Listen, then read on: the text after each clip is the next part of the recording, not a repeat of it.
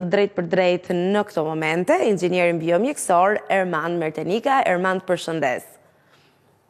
Përshëndetje Viola dhe kënaqësi që jam pranë jush në Skan TV për diskutuar lidhur me këto risitë e teknologjisë që aktualisht me kalimin e kohës gjithnjë më tepër azhurnohen.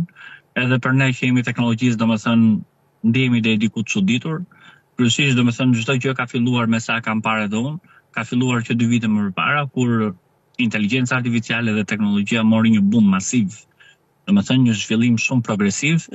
Gjatë të cilës filloi domethënë që të zgjerojë në çdo sektor dhe kryesisht në aspektin ose në sektorin shëndetësor që kuptohet çdo kush është i interesuar për një. Si e ke parë këtë zhvillim të fundit, Erman? Pra, nga momenti i parë që u bë testi, që në një lloj forme për gjithë ne dukej e pabesueshme dhe deri tek paralajmërimi për një prodhim masiv të Neuralink.